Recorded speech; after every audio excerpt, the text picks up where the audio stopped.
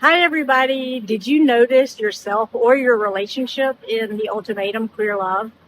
When you were watching, were you thinking, wait, that's what I do, or that's what my relationship's just like? Do you get so upset when conflict arises that you run away like Aussie, or are you like Tiff and you keep returning back to the same abusive relationship over and over again? Or are you like Ray and struggle to find your voice in your relationship? I'm going to be reviewing the relationship dynamics of all the couples and telling you what I, as a therapist, would recommend in these situations. We're going to be looking at a few different clips from the show, and I'll be breaking down what's happening and what they could do differently. And I'm going to be starting with Aussie and Sam, and let's start with a clip of them experiencing some conflict. Just expressing that same situation came out. Trying to breathe through this right now. Can we just stop for a minute? Yeah. Thank you. I need to eat anyways. Thank you. Take a break. I'm getting hot. My face is getting hot. Would you like me to turn the air on? Yes, please. I will be grateful. By the way, my name is Catherine Sloan. I've been a licensed therapist for 20 years, and I have a wonderful wife and 4 kids. Please subscribe and leave a comment so I know that you're watching. And I just hit 700 subscribers, which is a huge deal to me. So thank you so much. And also, I'm attempting to record this in Lyon, France, so bear with me. But we have a gorgeous view of the Basilica on top of the hill, Basilica of Notre Dame, with some added name I can't pronounce that I'll put on the screen for you right here. So let's get started with Aussie and Sam. They can teach us so much. Now, first of all, I want to point out that Aussie has what we call in the therapy world avoidant attachment. And there are 4 basic attachment styles, and this is basically how we have learned to relate to others in relationships. And this is established in childhood based on how our caregivers responded to us. And one of the first things each of us can do to have healthier relationships is to know your own attachment style, to know your partner's attachment style, and I'll leave a free quiz you can take in the description of this video. So keep in mind also that an attachment style issue is on a spectrum, meaning it can be mild, moderate, or severe, and they're also not set in stone. They might fluctuate some depending on the relationship you're in and the other person's attachment style, but in general, most of us do fall into one of these categories. So people with avoidant attachment style have certain traits, and here's a list of some of the traits someone with avoidant attachment can have, and I'm just going to read these from the list I made that I'll put on the screen here. You can decide for yourself if you think Aussie falls into this category. So people with avoidant attachment tend to want space during conflict. They struggle to talk about feelings, enjoy their independence, have a lot of boundaries, repress or hide negative emotions, and struggle to ask for help. Now, let's not leave out the awesome parts of being a person with avoidant attachment. So the superpowers of someone with avoidant attachment are being productive and resourceful, generally confident in their abilities and choices, good at setting and respecting boundaries. They tend to be less likely to dwell on past issues and are generally outgoing and friendly. Now, keep in mind that this list is definitely not exhaustive, and you might not fit all of these characteristics, even if you do have avoidant attachment style. And it's estimated that 25 to 30% of people fall into this category. So if this is you, you're not alone. Now back to Aussie. Aussie seems to fall into the severe category of avoidant attachment, and that's definitely not the only thing going on with Aussie here. Aussie also has symptoms of CPTSD, which is complex post-traumatic stress disorder. And it's these symptoms that seem to exacerbate Aussie's avoidant tendencies. Now let's take a look at Sam too. Sam has the opposite attachment style in this situation. She has anxious attachment. Now, Sam could fall into more secure attachment if she was with a less avoidant partner, meaning her anxious traits might not even surface if she was with a securely attached partner or even another anxiously attached partner. It would be a completely different dynamic. And here are some traits of anxious attachment. Low self-esteem, taking things personally, gets easily offended, holds resentments, and struggles to trust the partner. And some superpowers of anxious attachment are having a lot of empathy, being connected to emotions, willing to work on the relationship, and generally thoughtful and supportive.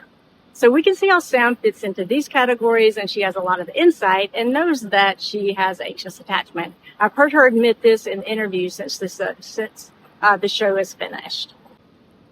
Now, I want to show you the graph of the cycle that couples with anxious and avoidant attachment styles tend to fall into, and you'll be able to see how Sam and Aussie get stuck in this pattern.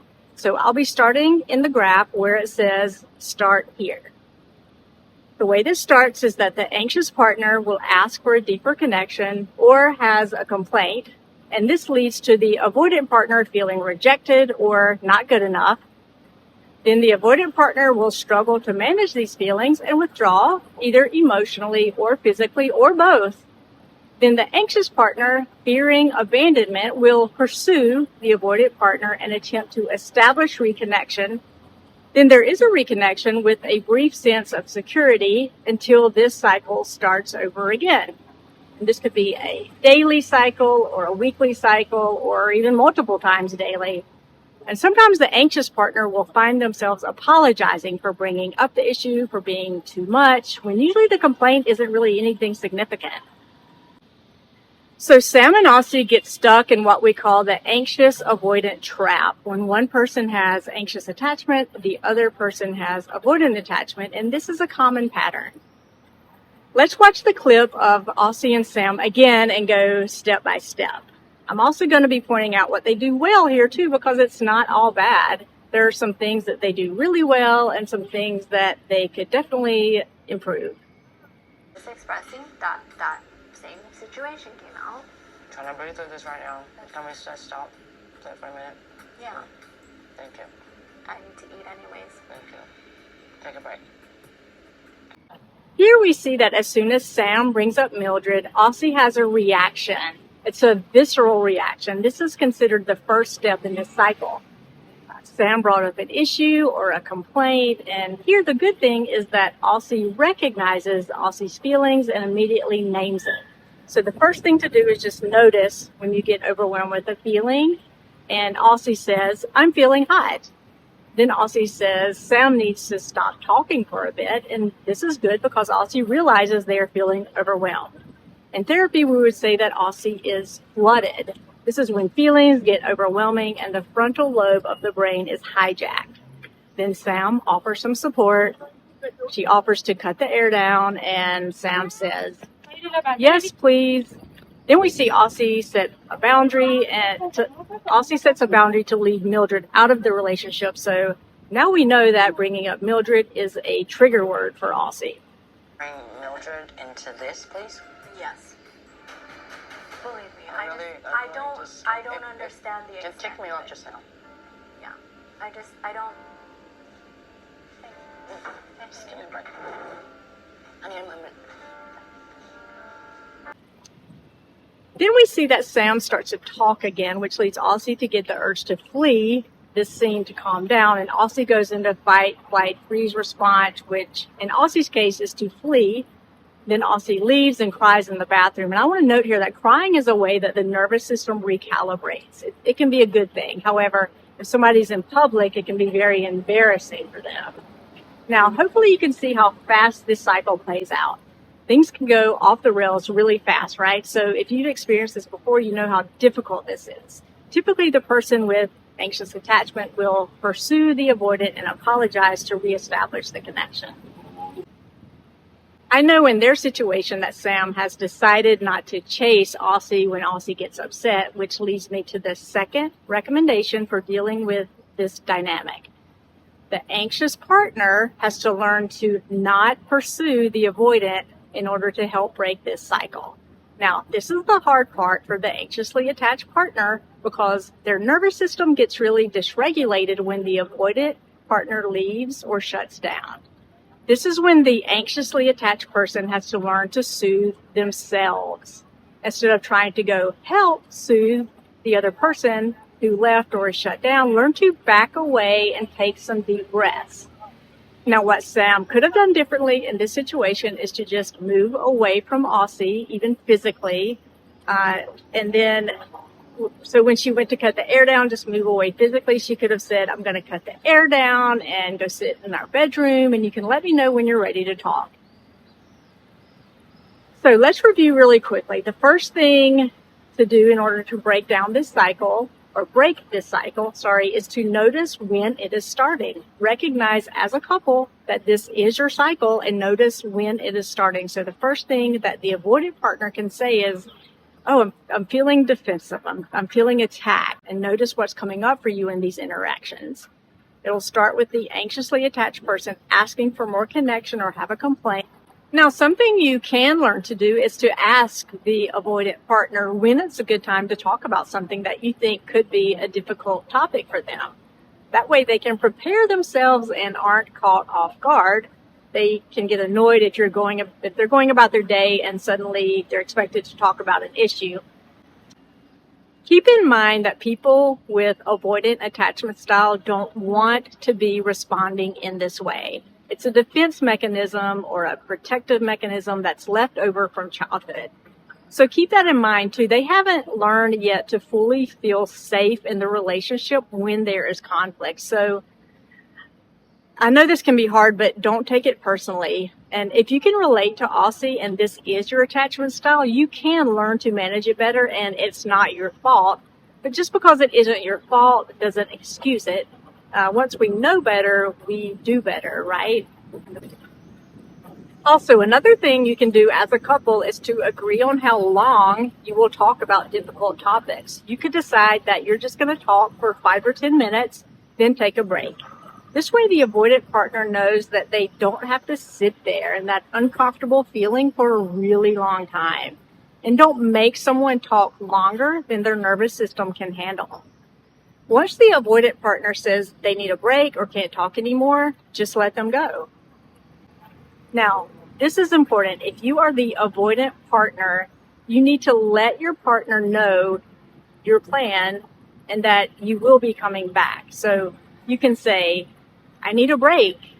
I'm going to go on a drive, but I'll be back in an hour. Or I'm going to go sit in the bathroom for 10 minutes or go on a walk, but I'll be back. If you leave without stating your intention, you might trigger the abandonment wound in your partner, and this is going to make everything worse. So each partner plays a role in this cycle. Each person will need to start doing something different for this to get better. So go ahead and talk about how you are in this cycle and what you will do differently when this comes up again. The long-term goal would be for the avoidant partner to realize they are safe in the moment and that their partner isn't the enemy, and we want the anxious partner to feel safe, connected, and heard. Now let's hear a bit from Sam and Aussie post-show and how they are healing. I'll leave a link to this podcast from this interview in the description of this video.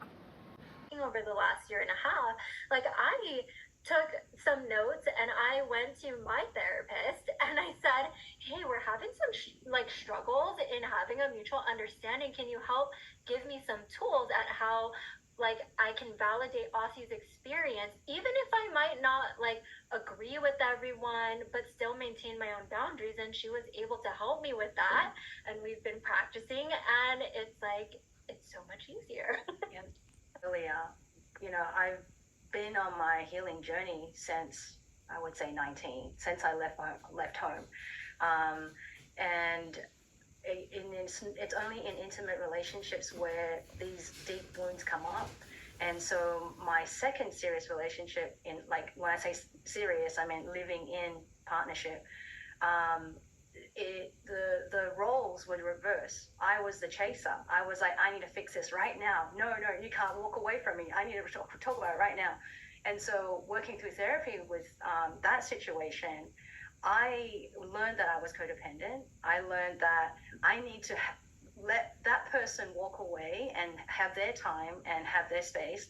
So I did that work, and then coming into now with Sam, it's switched. And so, but what's coming up for me now, as you saw on the show, is the deeper wound, the deeper ones from childhood, which I hadn't acknowledged, which I had suppressed, which I knew was there, but also, with CPTSD, memory, you don't remember the trauma. So that. I want you to be encouraged that you can break this cycle. It does take work, and some couples aren't ready yet to do this hard work, but some are. It takes courage to do this hard work because it requires resetting your nervous system and doing things that feel counterintuitive at first.